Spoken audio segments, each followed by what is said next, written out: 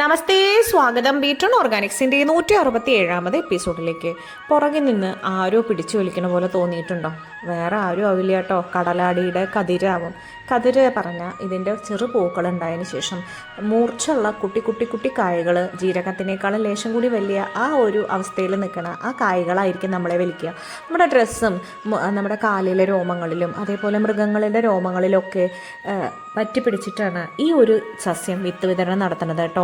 ഇതാണ് കടലാടി, ചെറുകടലാടി, നിലക്കടലാടി, അങ്ങനെ വൻകടലാടി. 3 തരം കടലാടികളുണ്ട് കേട്ടോ നമുക്കറിയുന്നത്. നീലയും പച്ചയുണ്ട്. ഈ വൻകടലാടി മാത്രം ലേശം ഉയരത്തിൽ പോവും, ബാക്കിയുള്ളതൊക്കെ അങ്ങനെ പറ്റിപ്പിടിച്ചിട്ട് വളരണതാണ് കേട്ടോ. ഒരു വശത്ത് 2 ഇല ഉണ്ടെങ്കിൽ അതിൽ ഒരു ഇല വലുതും ഒരു ഇല ചെറുതും. ആ കായോളാണ് നമ്മളതിനെ പുറകിൽ നിന്ന് വലിക്കുന്നത് കേട്ടോ. നാട്ടുവൈദ്യത്തിൽ ഇതിന് ഒരുപാട് ഗുണങ്ങൾ പറയുന്നുണ്ട്. വാദം, കഫം, വിഷം, ചുമ, അതിനൊക്കെ ഉപയോഗിക്കുന്നുണ്ട് കേട്ടോ. അതിൻ്റെ ചാരത്തിൽ ധാരാളം പൊട്ടാഷ്യം ഉണ്ട്, അതുകൊണ്ട് അത് വളമായിട്ട് ഉപയോഗിക്കുന്നുണ്ട്.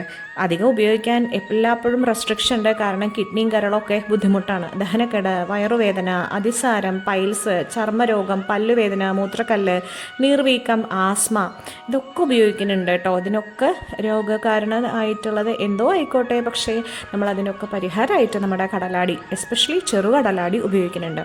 പക്ഷേ വേര് ഗർഭചിത്രത്തിന് കാരണമായതുകൊണ്ട് അത് അത്ര പ്രിഫറബിൾ അല്ല. പിന്നെ പ്രസവ വേദനയ്ക്ക് ഇതിൻ്റെ കഷായം ഉപയോഗിക്കാറുണ്ട്, അതായത് പോസിറ്റീവായിട്ട് കേട്ടോ.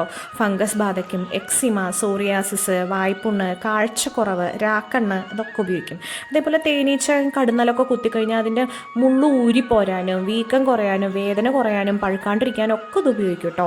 ഇതിൻ്റെ ഇല ചായയാക്കിയിട്ട് ഉപയോഗിക്കാമെന്ന് പറയുന്നുണ്ട്. ഈ കടലാടിയുടെയും നിലപ്പനടിയും ചൂർണ്ണാക്കിയിട്ട് തേനിൽ ചേർത്ത് സേവിച്ച തൈറോയിഡിൻ്റെ ഗുണകരമാണെന്ന് പറയുന്നുണ്ട്. വലിയ കടലാടിയുടെ ഇല പിഴിഞ്ഞെടുത്ത നീര് നസ്യം ചെയ്ത മൂക്കിലെ മുഴ, അതായത് നമ്മുടെ ദശ മാറും പറയുന്നുണ്ട്.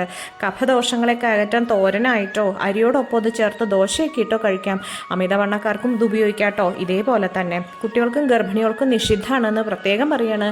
നമ്മൾ ഓരോ ചെടികളെയും പരിചയപ്പെടുത്തുന്നത് ഇതിനൊക്കെ ഈ ഗുണമുണ്ടെന്നും നമ്മുടെ 4 പുറം അതുണ്ടെങ്കിൽ അത് സംരക്ഷിക്കാനാണെന്നും പറയാനാണ് കേട്ടോ.